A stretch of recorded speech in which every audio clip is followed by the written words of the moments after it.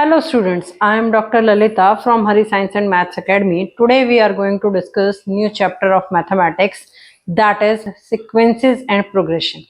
This is the latest chapter that is added in the new curriculum of mathematics for class 9th, and it is the last chapter of Ganit Manjari. गणित मंजरी का last chapter जो है वो है sequences and progression part 1 का। ठीक है, अब इसमें हम आज जो बात करेंगे वो हम बात करेंगे सीक्वेंसेस की। सीक्वेंसेस क्या होता है, बट सीक्वेंसेस को समझने से पहले आपको एक और टर्म का पता होना चाहिए, that is known as pattern. That is known as pattern. इससे प्रीवियस चैप्टर में भी हमने क्या पढ़ा था, पैटर्न पढ़ा था। पैटर्न का मतलब होता है चीजें जो है वो एक फिक्स्ड मैनर के अंदर रिपीट करना। जैसे कि मैंने अगर यहाँ लिखा है नेचुरल नंबर, मैंने लिखा तो नेचुरल नंबर्स मेरे क्या होते हैं 1 2 3 4 5 6 एंड सो ऑन। ठीक है, यहाँ पर अगर आप देखोगे तो नंबर्स जो हैं वो एक फिक्स पैटर्न में क्या कर रहे हैं, रिपीट कर रहे हैं। हर एक नंबर के बीच में कितना डिफरेंस है, 1 नंबर का डिफरेंस है।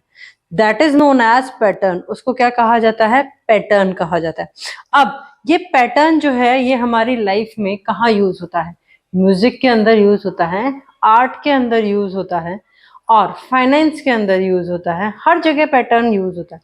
इवन वर्डली आर्ट जो आप यूज करते हो, बनाते हो, उसके अंदर भी आपके पैटर्न्स जो है वो यूज होते हैं। ठीक है, अब हम इन पैटर्न्स को स्टडी किस लिए करते हैं, ताकि अगर हमें कोई एक लॉन्ग डिस्टेंस के बाद, मान लो मैं यहाँ कहती हूँ कि यहाँ पर 100th पोजीशन के ऊपर आपका कौन सा नंबर होगा, तो वो आप आसानी से फाइंड आउट कर लोगे। 100 पोजीशन पर नेचुरल नंबर है तो 100 ही होगा, क्वाइट ऑब्वियस सी बात है। लेकिन अगर मैं कोई और पैटर्न यूज करूं, like odd numbers, odd number is also a pattern. Odd number में पैटर्न देखेंगे तो क्या आएगा, 1 3 5 7 9 11 एंड सो ऑन। यहां पर देखोगे तो आप क्या है, दोनों नंबर्स के बीच में आपका 1 नंबर जो है वो स्किप हो रहा है। 1 के बाद 2 स्किप हो गया, फिर 3 आ गया, 3 के बाद 4 स्किप हो गया, फिर आपका 5 आ गया एंड सो ऑन। अगर मैं इसमें कहूं आपको कि 100th पोजीशन पर आपका कौन सा नंबर होगा, तो उसके लिए आपको एक जनरल एक्सप्रेशन लिखना आना चाहिए। ठीक है, ये तो हुई पैटर्न की बात। अब पैटर्न से हम बात करते हैं सीक्वेंसेस की। सीक्वेंसेस क्या है, sequences is an ordered list. Ordered list means that is arranged in an order. ठीक है, ऑर्डर के अंदर वो अरेंज होगी and this sequence may be finite और infinite. Sequences are the ordered list of numbers. Sequences क्या होते हैं, ऑर्डर्ड लिस्ट होते हैं नंबर के, जिसमें आप आसानी से कोई भी नंबर जो है वो फाइंड आउट कर लेते हैं। एंड ईच नंबर, और हर एक नंबर को क्या कहा जाता है, टर्म कहा जाता है। So this is a term. ये हमारी फर्स्ट टर्म है, ये सेकंड टर्म हो गई, ये थर्ड टर्म हो गई, ये फोर्थ हो गई, ये फिफ्थ हो गई, ये सिक्स्थ हो गई एंड सो ऑन। ठीक है, तो अभी मैंने आपको 3 चीजें बताई। First one is a pattern. Pattern क्या होता है, जो एक सेम रिपीटिशन या सेम तरीके के लॉजिक को फॉलो करता है, that is known as pattern. और सीक्वेंसेस क्या है, एक ऑर्डर्ड लिस्ट है नंबर की, और उसके अंदर सीक्वेंस के अंदर जो भी नंबर लिखा हुआ है that is known as term. उसको क्या कहा जाता है, टर्म कहा जाता है। So basically natural number is a sequence, odd number is also a sequence. अगर मैं कहूं square number, square number, that is also a sequence.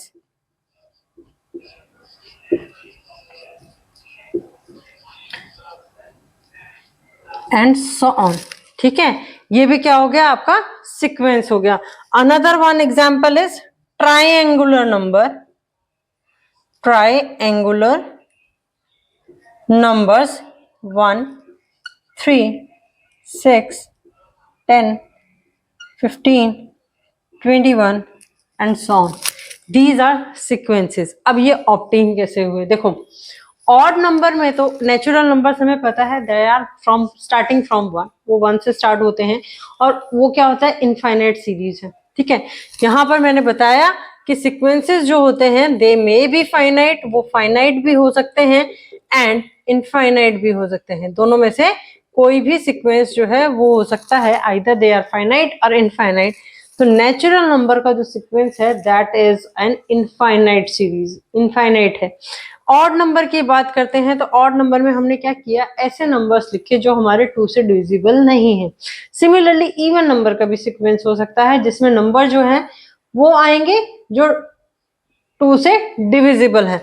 अब ऑर्डर्ड लिस्ट है, it means the number is arranging in an increasing order और in decreasing order. या तो वो increasing order के अंदर अरेंज है या वो डिक्रीजिंग ऑर्डर के अंदर अरेंज्ड है। स्क्वायर ऑफ अ नंबर की अगर मैं बात करूं तो ये सीक्वेंस कैसे ऑब्टेन हुआ, फर्स्ट टर्म जो ऑब्टेन हुई that is the square of 1, वो 1 का स्क्वायर है। सेकेंड टर्म जो ऑब्टेन हुई that is the square of 2, third term जो ऑब्टेन हुई that is the square of 3 and fourth term जो ऑब्टेन हुई that is the square of 4 and so on. ठीक है, अगर मैं यहाँ फाइंड आउट करने को कहूँ आपको कि आपको 100th टर्म क्या होगी, तो सिंपल सी बात है that is the square of 100, 100 का स्क्वायर हो जाएगा। सिमिलर वे ये तो था स्क्वायर नंबर, हमने कैसे ऑब्टेन किया, इस तरीके से ऑब्टेन किया। ट्रायंगुलर नंबर की अगर हम बात करें तो ट्रायंगुलर नंबर में क्या होता है, this is the first term, ये क्या है, फर्स्ट टर्म है। फर्स्ट टर्म जो होती है दैट इज 1, वो आपकी क्या है, 1 है। सेकेंड टर्म पर आपको क्या करना है, जो 2 नंबर्स हैं सेकेंड टर्म तक के नंबर्स होंगे 1 + 2, तो वो आपका सम आ जाएगा 3। थर्ड टर्म अगर आपको ऑब्टेन करनी है तो 1 + 2 + 3। फोर्थ टर्म आपको ऑब्टेन करनी है तो 1 + 2 + 3 + 4 and so on. You can obtain the triangular number series और सीक्वेंस इन दिस फॉर्म। इस फॉर्म में क्या कर सकते हो, आप उसको ऑब्टेन कर सकते हो। नाउ इसका मतलब ये हुआ कि टर्म जो हम ऑब्टेन करते हैं they form a certain pattern. वो क्या करती हैं, कुछ पैटर्न को फॉलो करती हैं या कुछ रूल को फॉलो करती हैं या कुछ ऑर्डर को फॉलो करती हैं, तभी हम क्या कर सकते हैं, एक सीक्वेंस जो है वो ऑब्टेन कर सकते हैं। सो टर्म को रिप्रेजेंट करने के लिए जो फर्स्ट टर्म होती है सीक्वेंस की, उसको रिप्रेजेंट करने के लिए हम टर्मिनोलॉजी यूज करते हैं T with subscript 1। T with subscript 1 का मतलब है टर्म 1।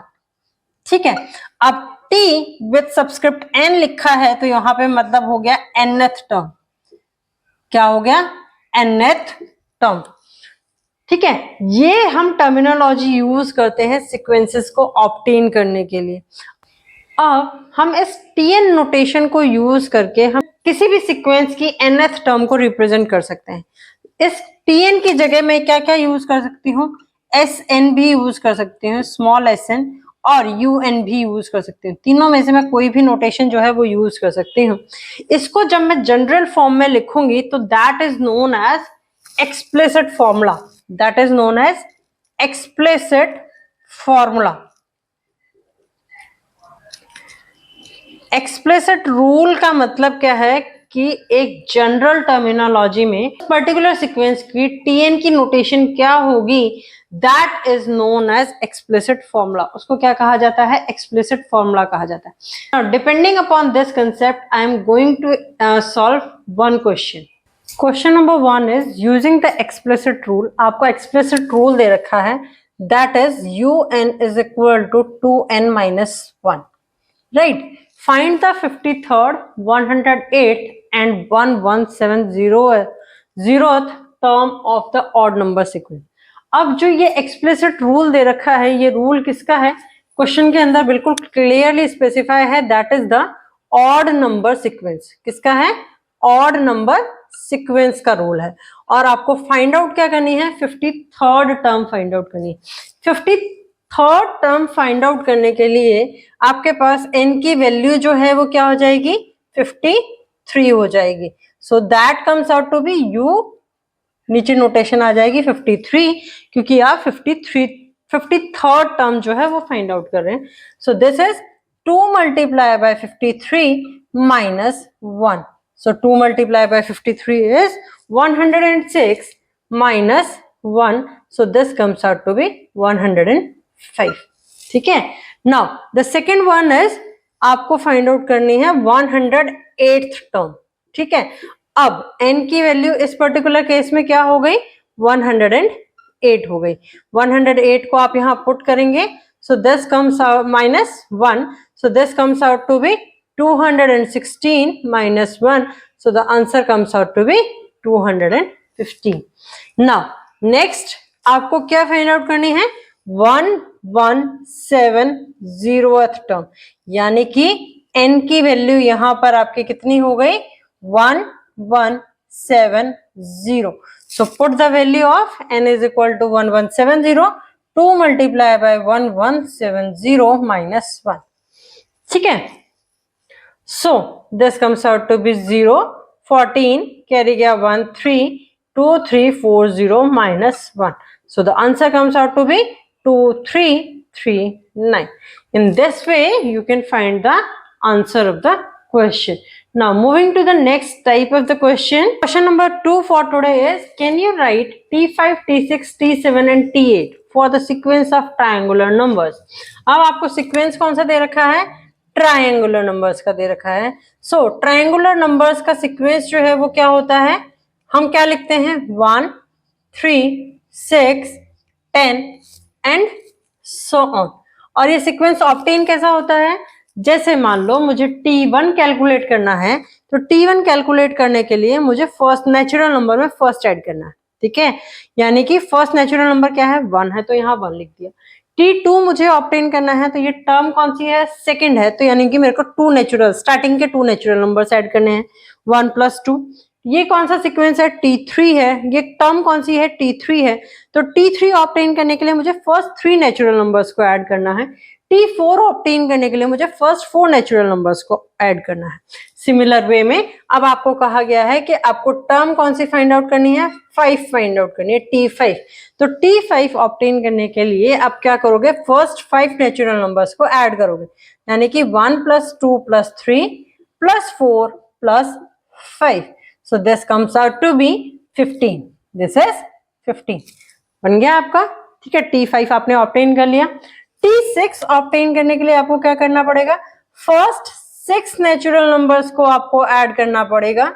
फर्स्ट 6 नेचुरल नंबर्स को आप ऐड करोगे तो आपका आंसर क्या आ जाएगा? 21. ठीक है.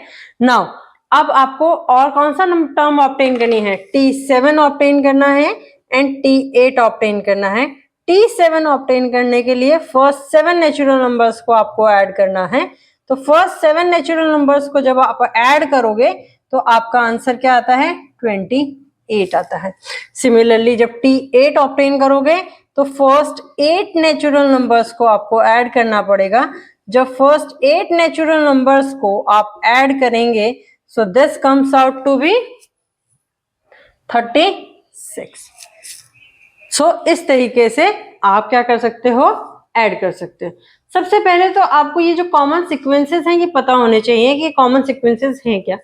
ठीक है, उसके बाद ही आप टर्म जो है वो ऑब्टेन कर पाएंगे. Now moving to the next type of the question. Number 3 is, consider the expression. आपको एक्सप्रेशन दिया हुआ है, दैट इज Tn = 3n - 7. ठीक है. फर्स्ट पार्ट क्वेश्चन का क्या कहता है? Find its first, second, third, 12th, 18th and 50th term. आपको इनकी, इस एक्सप्रेशन की ये टर्म्स जो है वो फाइंड आउट करनी है. सो सबसे पहले हम फाइंड करते हैं T1. T1 फाइंड आउट करेंगे तो 3 × 1 - 7. So that comes out to be -4. ठीक है. अब ऐसा जरूरी नहीं है कि हर सीक्वेंस में सारे नंबर पॉजिटिव ही हो, नेगेटिव भी हो सकते हैं. सो T सेकेंड जो है वो फाइंड आउट करना है. तो पुट द वैल्यू n = 2. तो 3 × 2 - 7, that comes out to be -1. Now T3 is 3 × 3 - 7, that comes out to be 2. तो first, second and third term तो हमने फाइंड आउट कर ली. Now moving to the 12th term, that is T12, that is equal to 3 × 12 - 7. So 12 3s are 36 - 7. So this comes out to be 29. Right? Now T18. T18 is 3 × 18 - 7. आपको ऐसे नहीं लिखना जैसे मैंने यहाँ पे डायरेक्ट लिख दिया. You can write it as 12 × 3, that is 36 - 7. So the answer comes out to be 29. Similar way में 18 3s are 54 minus 7. So the answer comes out to be 47. ठीक है, अब t 50th टर्म आपको फाइंड आउट करनी है. So t 50 is equal to 3 multiply by 50 minus 7. So this comes out to be 150 minus 7. Answer comes out to be 143. In this way you can find the first part. Now moving to the second part, which term of sequence is 332? कौन सी term जो है sequence की वो क्या होगी? 332 होगी. तो it means आपको जो है वो नंबर दे रखा है, यानी कि टर्म की वैल्यू दे रखी है, दैट इज इक्वल टू 332. आपको फाइंड आउट क्या करना है? n की वैल्यू फाइंड आउट करनी है कि वो n क्या होगा. एक्सप्रेशन आपको दे रखा था tn is equal to 3n minus 7. So tn जो है nth टर्म नहीं बता रखी उसने कौन सी है, आपको सिर्फ नंबर दे रखा है कि ये नंबर है 332, ये कौन सी टर्म पर है.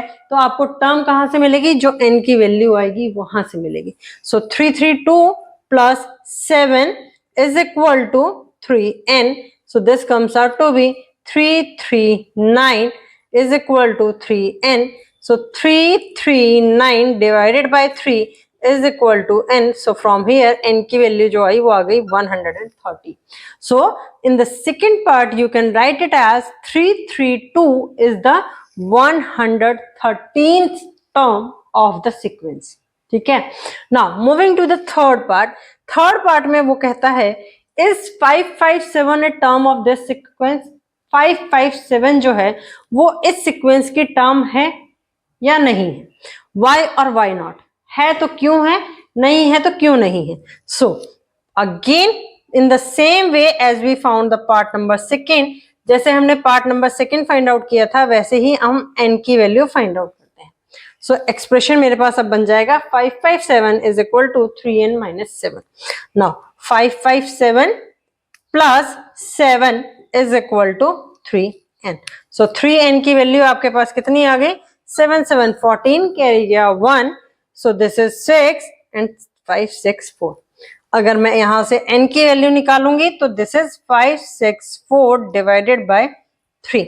तो क्या ये नंबर जो है वो मेरा 3 से डिविजिबल है? 1 पे जाएगा, 2 रिमाइंडर रह गया 26, 8 3 जा 24. ठीक है, फिर से मेरे पास रह गया 2 रिमाइंडर, फिर 24 8 188. हाँ, n की वैल्यू जब मेरे पास कंप्लीट नंबर आ गई दैट इज 188. ठीक है, तो it means 557 is a term of the sequence. वो सीक्वेंस जो है का टर्म है. अगर मान लो यहां पर 565 आ जाता, ठीक है, 565 आ जाता तो मेरा ये कंप्लीटली डिविजिबल नहीं होता. कंप्लीटली डिविजिबल नहीं होता तो उस केस में मैं ये लिखती कि n जो है उसकी एक कंप्लीट या नेचुरल नंबर नहीं है. n is not a natural number. That's why in that case that expression is not the या that number is not the term of the sequence. But क्योंकि यहां पर मेरे पास था 564 डिवाइडेड बाय 3 और मेरे पास डिवाइड होकर के कंप्लीट नंबर आया that is 188. 188 is a natural number. It means ये हुआ कि जब भी हम सीक्वेंस के अंदर फाइंड आउट करते हैं, सीक्वेंस फाइंड आउट करते हैं एक्सप्लिसिट रूल से या आपको एक्सप्रेशन दिया हुआ हो तो वहां पर n जो है वो आपका क्या होगा? नेचुरल नंबर होगा, कंप्लीट नेचुरल नंबर होगा. ठीक है, तो अगर n की वैल्यू एक नेचुरल नंबर आती है then that particular number is a sequence of the series. ठीक, in this way you can find the solution of the question. अभी तक हमने देखा कि हम किसी भी सीक्वेंस के अंदर टर्म को कैसे कैलकुलेट करते हैं.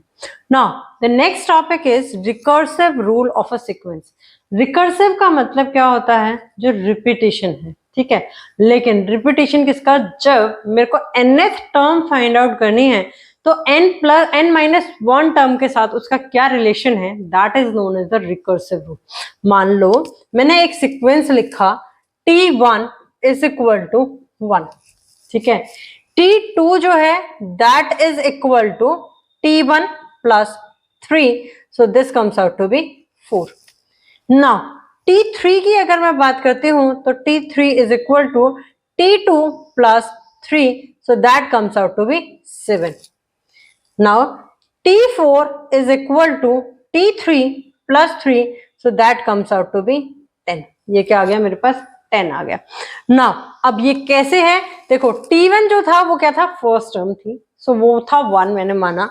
T2 जो है उसको मैंने रिलेट किया फर्स्ट टर्म के साथ, कि फर्स्ट टर्म में हमने क्या किया है, 3 को ऐड कर दिया, तो मेरा क्या ऑब्टेन होगी, T2 टर्म ऑब्टेन होगी. T3 जब मुझे निकालना है तो मैंने उसको रिलेट कर दिया उसके प्रीवियस टर्म यानी कि T2 के साथ में, उसमें 3 ऐड करेंगे तो मेरे पास T3 आ जाएगा. T4 जो है वो ऑब्टेन करने के लिए मुझे क्या चाहिए, टर्म नंबर 3 चाहिए, टर्म 3 चाहिए, उसके अंदर मैंने 3 ऐड किया तो मेरे पास नेक्स्ट टर्म आ जाएगी. इस सीक्वेंस को जो बोलते हैं, this is known as the recursive rule. इसको कहा जाता है रिकर्सिव रूल, यानी कि जब nth टर्म जो है, nth टर्म को हम रिलेट करते हैं किसके साथ, n-1 टर्म के साथ. How the nth term, recursive rule क्या कहता है कि how the nth term is related to n-1th term, that is known as the recursive rule. उसको कहते हैं recursive rule. Now the next topic is Virahanka Fibonacci sequence.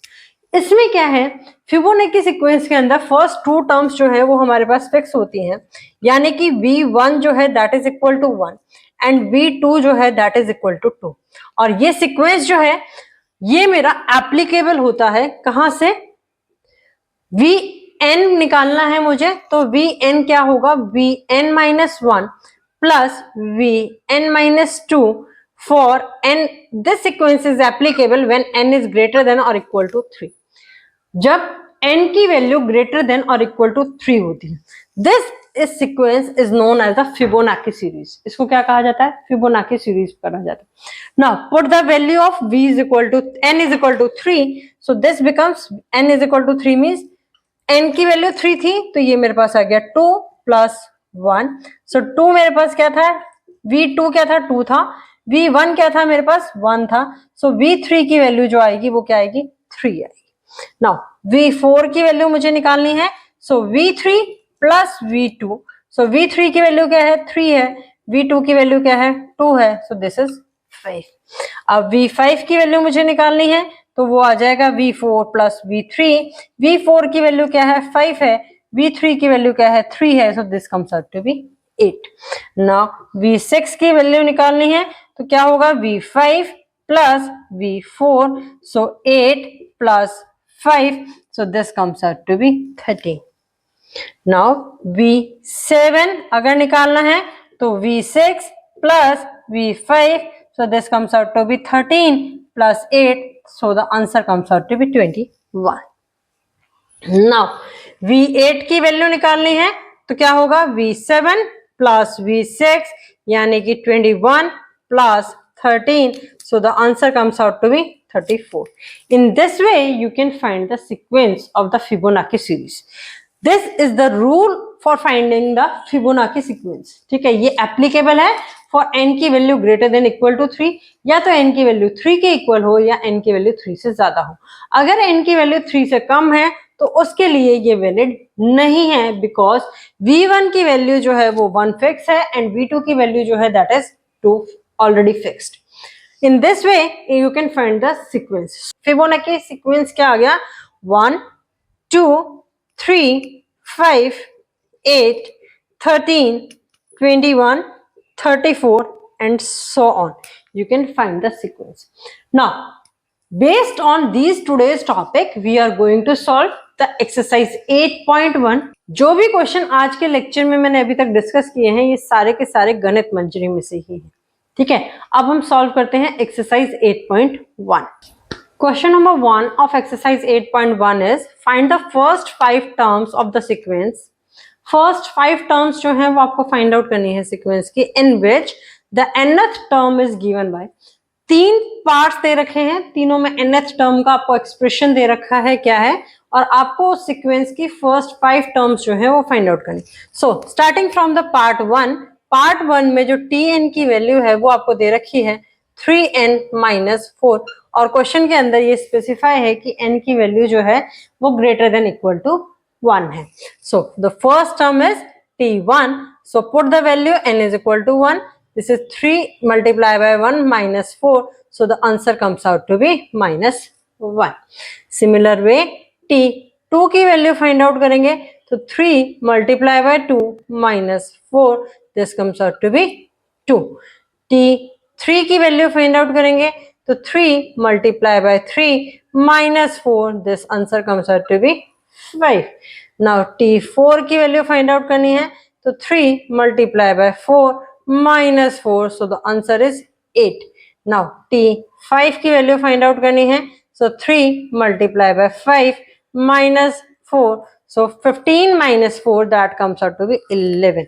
So the first 5 terms of the sequence are minus 1, 2, 5, 8 and 11. This is the sequence for the expression Tn is equal to 3n minus 4. ठीक है, ये क्या हो गया आपका sequence हो गया, required sequence. ठीक है, sequence is equal to minus 1, 2, 5, 8 and 11. Now moving to the second part. Second part में Tn की वैल्यू जो है वो आपको क्या दे रखी है, 2 minus 5n दे रखी है. सो T1 is equal to 2 minus 5 multiplied by 1. So the answer comes out to be minus 3. ठीक है, T2 की वैल्यू देखते हैं तो T2 की वैल्यू क्या आती है, 2 minus 5 multiplied by 2. So this comes out to be minus 8. Now T3 की वैल्यू देखोगे तो T3 की वैल्यू आती है 2 minus 5 multiplied by 3. 5 3 is 15. 15 में से 2 जाएंगे तो आपके पास बचेगा 13. Answer is minus 13. T4 की वैल्यू फाइंड आउट करोगे तो T4 की वैल्यू आ जाएगी 2 minus 5 multiplied by 4. तो 20 minus 2 is 18 and the number is minus 18. So T5 is equal to 2 minus 5 multiplied by 5. So this number comes out to be minus 23. So the required sequence of the given expression is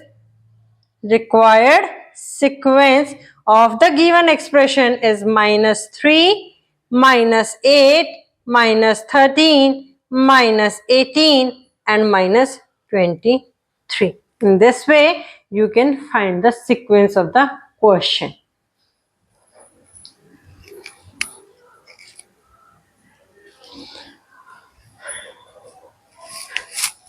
now third part की बात करें तो third part में आपको expression क्या दे रखा है, Tn is equal to n square minus 2n plus 3. So first term मैं निकालूंगी तो T1 is equal to 1 का square minus 2 multiplied by 1 plus 3. सो 1 का स्क्वायर इज 1, 1 plus 3 is 4. 4 में से 2 माइनस करोगे तो answer comes out to be 2. ठीक है, T2 फाइंड आउट करने के लिए 2 का square minus 2 multiplied by 2 plus 3. So 2 का square is 4 and this is also 4. So 4 से 4 आपका क्या हो गया, कैंसिल हो गया, तो number comes out to be 3. Now T3 देखेंगे तो T3 क्या आता है, 3 का square minus 2 multiplied by 3 plus 3. So 3 का square is 9, 9 minus 6 is 3 plus 3 is 6. So the number is 6. T4 की अगर मैं बात करती हूं तो 4 का square minus 2 multiplied by 4 plus 3. 4 का square is 16 minus 8 is 8. 8 plus 3 is 11. So the fourth term comes out to be 11. Now T5 की बात करते हैं तो 5 का square minus 2 multiplied by 5 plus 3. 5 का स्क्वायर इज 25 माइनस 5 टू 10. 25 में से 10 माइनस करेंगे तो कितना आएगा, 15 आएगा. 15 में 3 ऐड करेंगे तो number comes out to be 18. तो नंबर कितना आ गया, 18 आ गया. So in this case the required sequence आया आपका या डिजायर्ड सीक्वेंस आया वो क्या आता है, फर्स्ट 5 टर्म्स का 2, 3, 6, 11 एंड 18. ये आएगा आपका थर्ड पार्ट का आंसर. ठीक है, सेकेंड पार्ट का आंसर क्या था आपका, required sequence is this one and the first part का आंसर था required sequence is this one. Now moving to the question number 2 of the exercise, find the 10th and 15th term. आपको क्या करना है, 10th और 15th term जो है वो फाइंड आउट करनी है किसकी, of the sequence tn is equal to 5n-3. अब आपको सीक्वेंस क्या दे रखा है, tn is equal to 5n-3. 10th term find out करनी है तो n की वैल्यू कितनी हो गई आपकी, 10 हो गई. Put that value, n is equal to 10, 5 multiply by 10 minus 3 यानी कि 50 - 3. So write it as 50 - 3, so the answer comes out to be 47. 10th term जो आई वो किसके इक्वल आई, 47 के इक्वल आई. नाउ अब दूसरी टर्म जो है वो फाइंड आउट करनी थी 15, तो put the value n is equal to 15 minus 5 multiply by 15 minus 3. 5 multiply by 15 minus 3. So this comes out to be 15 5 is 75 minus 3. ठीक है, 75 माइनस 3 करेंगे तो आंसर आपके पास कितना आएगा, 72. This is question number 2 solution. Now moving to the question number 3. Question number 3 is determine whether 97 and 172 are the terms of the sequence. अब आपको sequence दे रखा है that is tn is equal to 5n-3. किसके लिए, for n is greater than equal to 1. ठीक है, आपको क्या फाइंड आउट करना है कि इस सीक्वेंस के अंदर 97 एंड 172 जो नंबर हैं वो आते हैं या नहीं आते. ठीक है, सबसे पहले मैं फाइंड आउट करती हूँ. टर्म जो है वो आपको 97 दे रखी है, फॉर 97 के लिए ये आएगा इस सीक्वेंस के अंदर या नहीं आएगा, यानी कि tn की जगह आप 97 पुट करो और n की वैल्यू जो है वो फाइंड आउट करो. सो 97 plus 3 is equal to 5n. This comes out to be 100 divided by 5 is equal to n. So from here n की वैल्यू कितनी आ गई, 20 आ गई. अब n की value 20 I, that is a natural number. So 97 is the 20th term. कौन सी term हो गई, 20th term of the given sequence. ये गिवन सीक्वेंस की कौन सी टर्म है, 20th टर्म है. नाउ अब बात करते हैं 172 की. फॉर 172 फाइंड आउट करना है. So 172 is equal to 5n-3. So 172 plus 3 is equal to 5n. जहां पर नंबर कितना आ गया आपके पास, 175 divided by 5 is equal to n.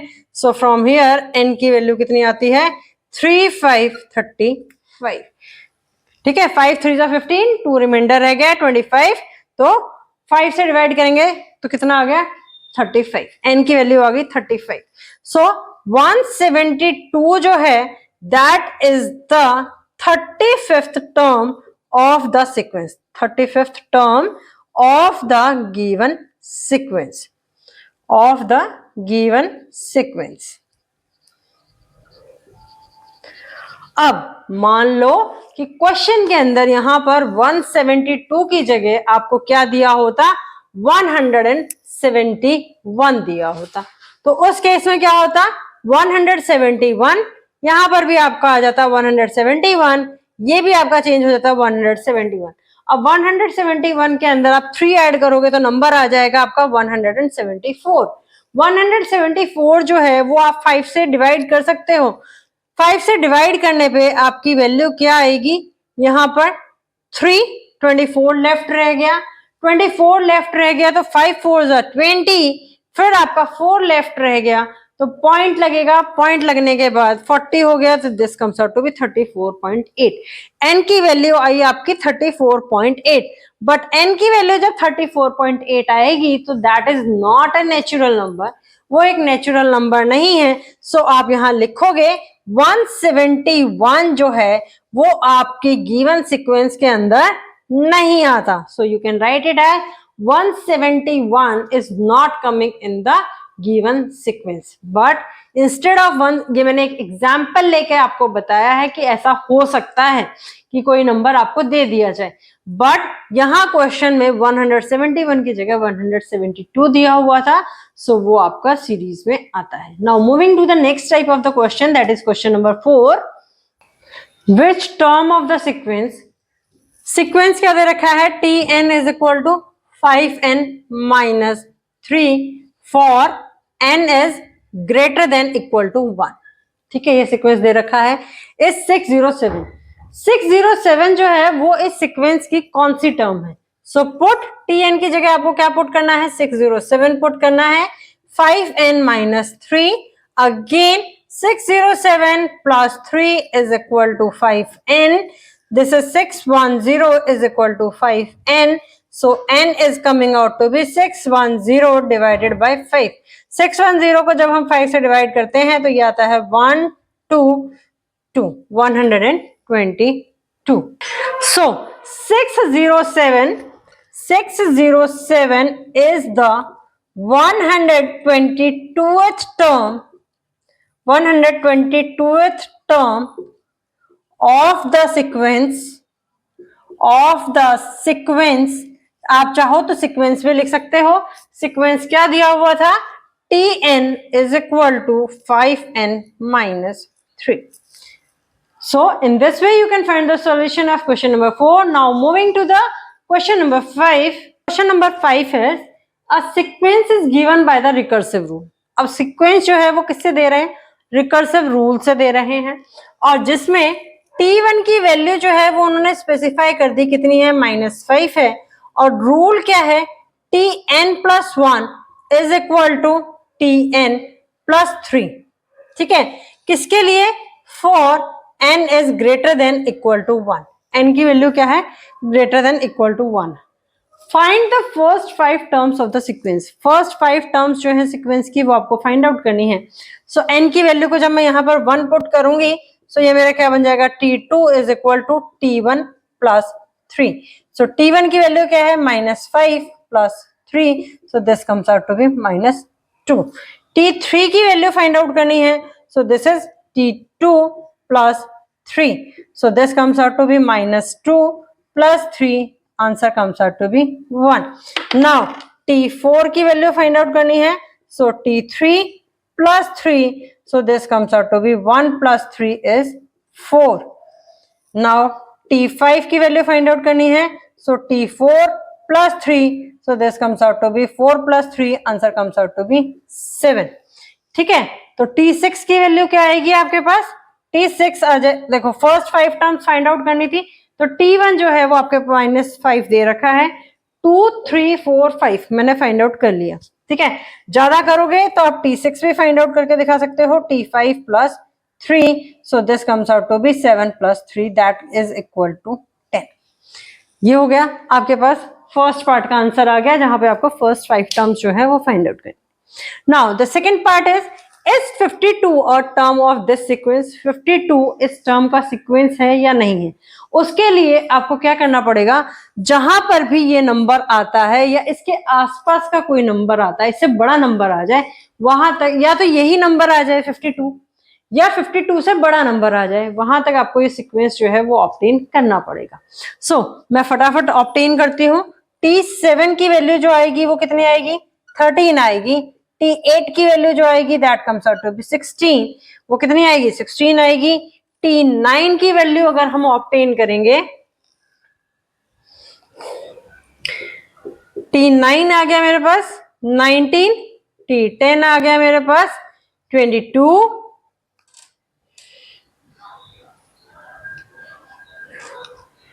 t11 आ गया मेरे पास 25, t12 is 28, t13 is 31,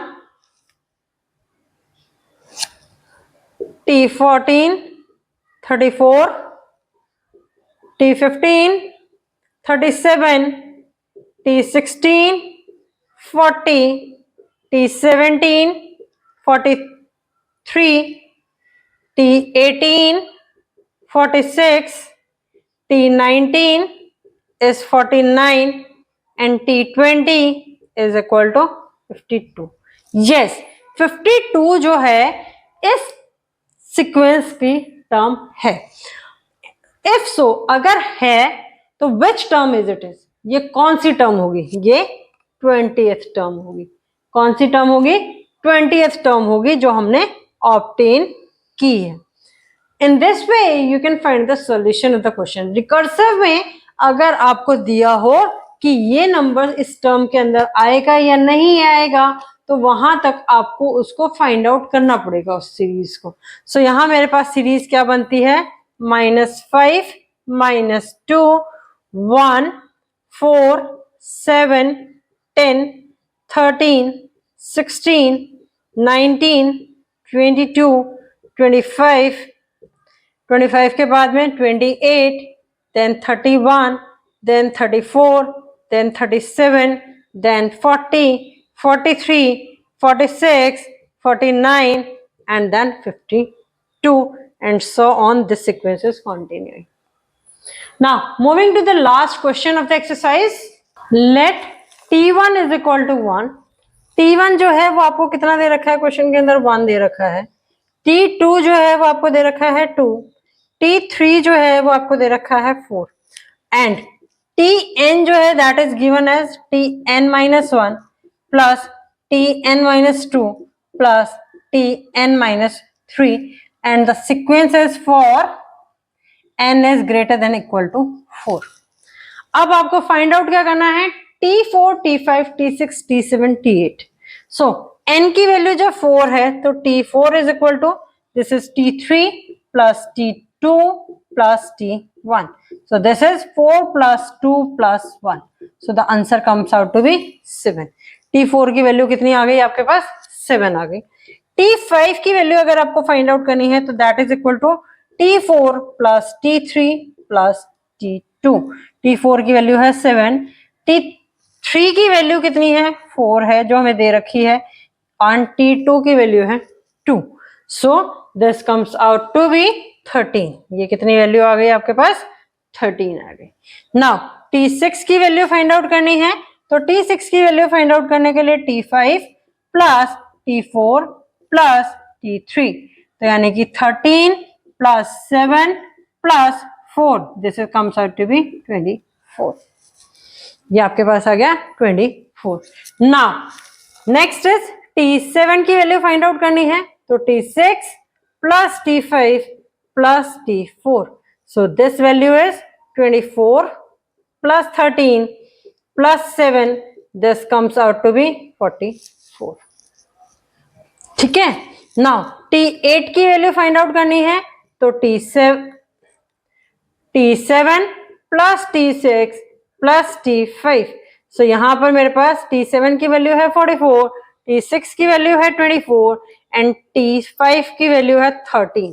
add करेंगे तो 4 plus 4 is 8, 8 plus 3 is 11, carry गया 1. So this comes out to be 81. ठीक है. T8 तक ही मुझे फाइंड आउट करना था. इन this way you can find the solution of the question. Now try to solve more and more question based on today's topic. This is all about the today's topic. Tomorrow I will meet you with a new topic. Still, if you are facing any difficulty in any of the question, you can post your query in the comment box. Till then, please like, share and subscribe the channel for the video notification. Your one share means a lot for the channel. Thank you.